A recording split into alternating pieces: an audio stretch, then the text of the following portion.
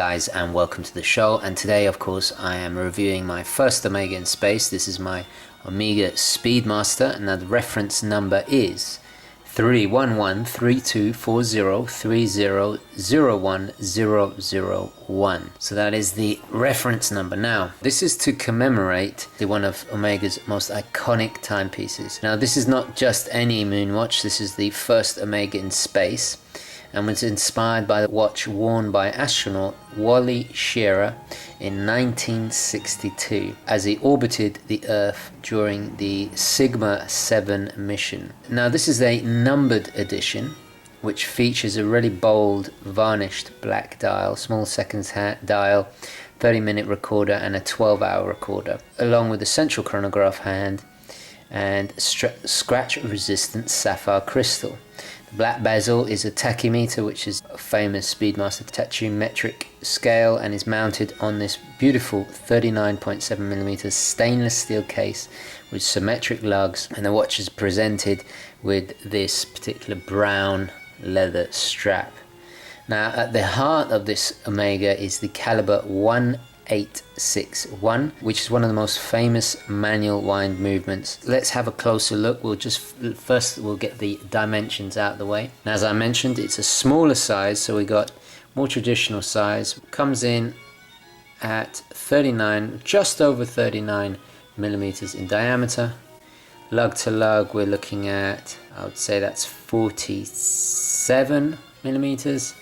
Case thickness of 13mm, then a lug width of 19mm. So really smaller than the Moonwatch, which is typically 42mm. But for me, as you guys know, I prefer a smaller size. So manual wind, as I've mentioned. Now this is based on the 1950s CK2998 Speedmaster, which of course is one of the earlier models. Now first thing you'll notice is that it hasn't got the crown guard, so it's more a vintage styling but with a modern finish, so you're really kind of getting best of both worlds. Obviously if you were to find a CK2998, it would cost an absolute fortune. So now the main differences, apart from the lack of crown guards, really are on the dial. So we'll get a nice close-up macro shot of the dial there. First thing you'll notice is the applied logo at the 12 o'clock, obviously referencing the older Speedmasters, the really original Speedmasters that had the little applied logo. But this applied logo is the more contemporary Omega logo, whereas the old ones were a little bit more curvy, slightly different, but very, very similar nonetheless. You have these retro hands, which are actually steel hands, which are absolutely stunning, and I really, really like that touch with Lume applied in them. You got this Lance seconds hand on the main chronograph, which we'll just engage now, as you see, and you just get a better shot, better view of the applied logo there. So the dial is a lot cleaner, and you'll notice there's no professional written under the Speedmaster, and that of course is another reference to the older Speedmasters, and I like that. It's a kind of cleaner dial, really more kind of minimalist. And I've just put it on this NATO strap to kind of zhuzh it up a little bit.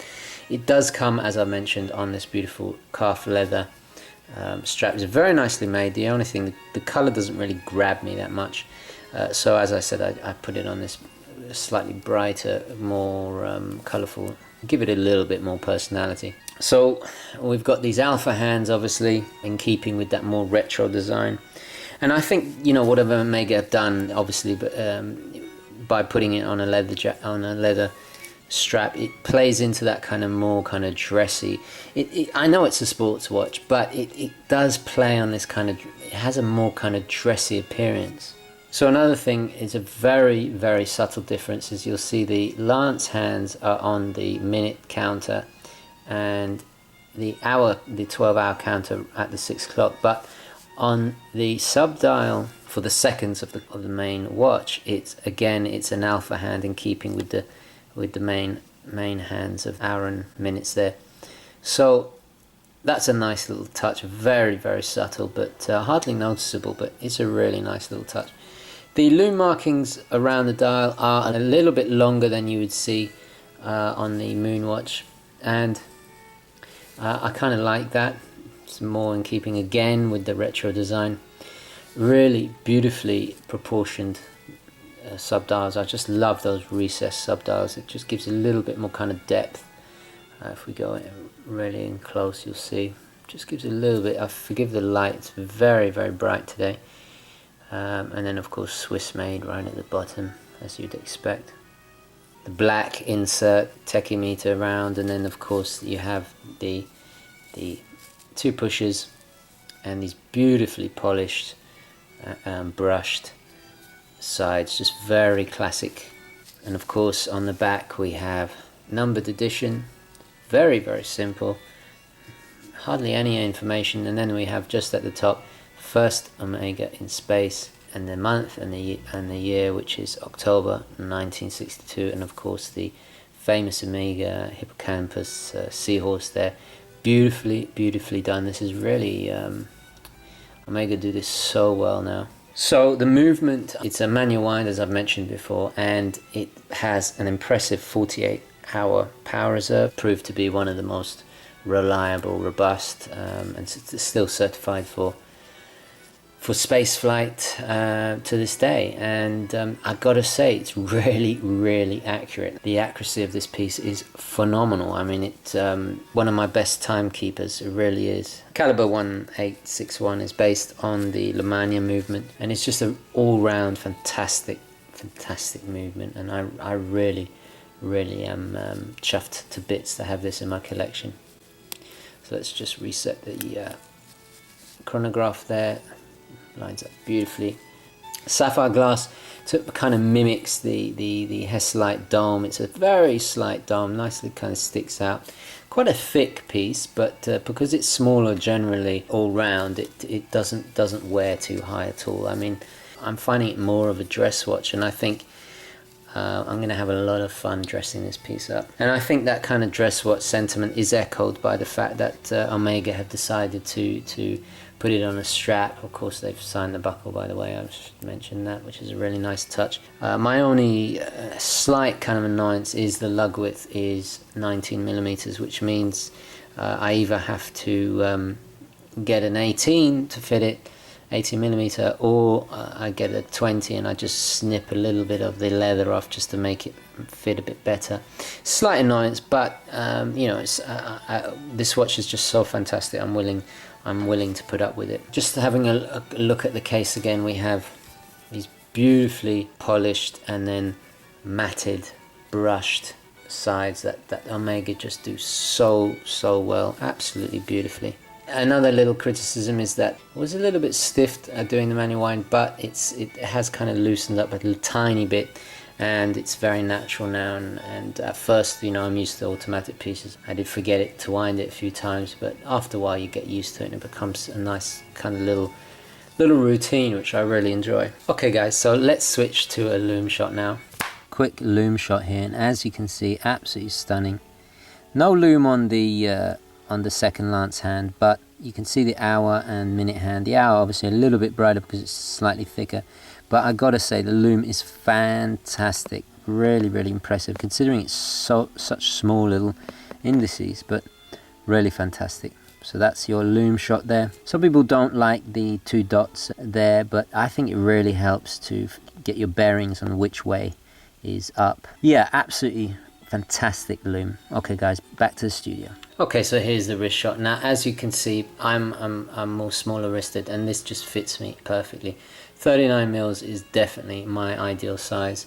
It wears, I would say it wears like a 40. Yeah, you're hardly going to notice that 1mm, but it's beautiful, absolutely stunning. It wears kind of a little bit tall, but obviously to house that that iconic movement.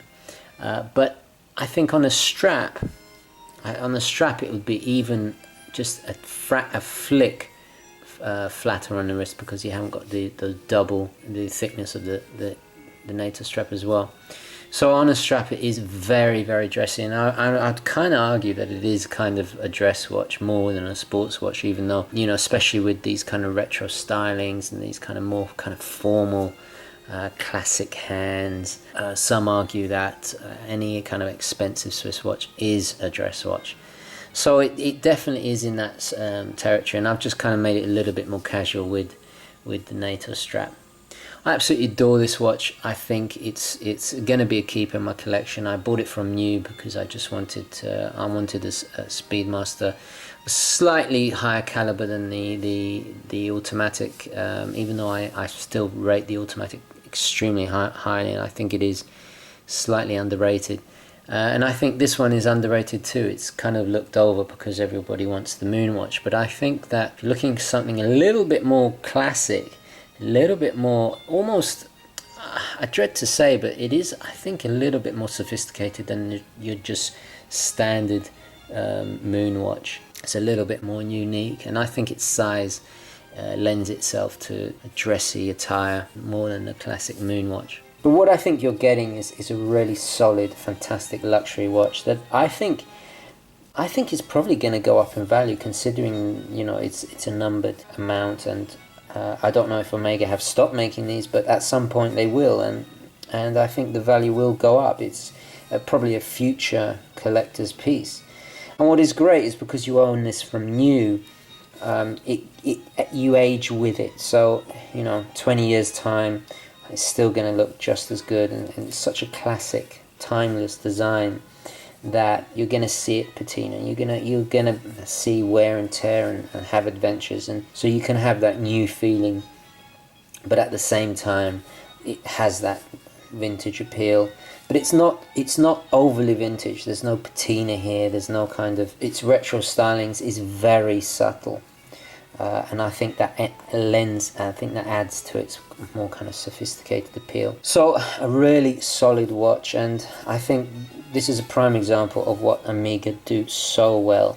Tasteful, classic designs that are beautifully crafted. I mean, just look at the polishing. Absolutely stunning. Absolutely stunning. Has a beautiful action to it. It feels like butter when you wind it up. Has this lovely, it's actually fully wound now, but it's a shame. I should have left it out unwound so I could have wound it for you, but has a beautiful feel to it. Just a stunning action that it just reeks of quality. And you know, the case is a prime example of what Omega do so well. Getting really high-end craftsmanship here, and I think it's exquisite. Classic in the making, so to speak, even though it's based on classics. But you got to remember that the watch it's based on was essentially a 50s design. If you own a watch from the 50s, it's going to be, you know, it's going to be really old, and it's going to, well, they're so rare, the CK2998s, that you're going to end up spending an absolute fortune. So this is a really great way of owning, in a strange kind of way, you're owning a watch of that era, but with all the modern upgrades. So you've got that little bit of increased water protection. You've got a brand new movement in there, even though, you know, and it's one of still relatively almost the same movement for warranty and all the rest of it. And I'm just honoured to own this piece. I mean, I could see myself still owning this when I'm an old man on a rocking chair on my porch somewhere. It's certainly going to be in my collection until the end of time, hopefully. I just adore this. I think it's so classic.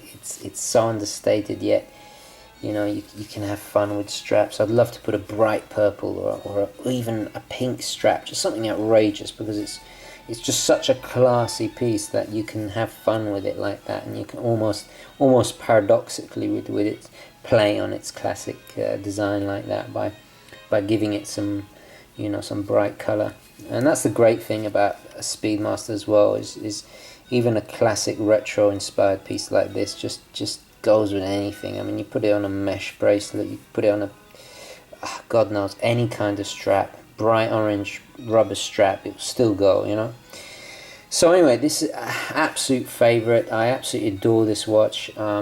It's going to be with me forever, and I'm just so happy to own it, and I'm actually keeping it in its box. It's just a really nice to own as well.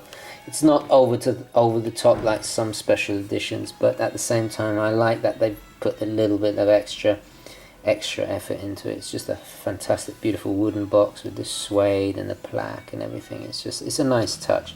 But obviously, the most important thing is the watch, and the watch really does deliver. So, yeah, it's definitely a keeper for me, and serves as a very strong backbone of my collection. Okay guys, so that's my review of my first Omega in space. Please let me know what you think in the comments below, and like this video if you enjoyed it and found it useful, and I'll definitely catch you in the next one. Okay guys, thanks for watching. Ciao.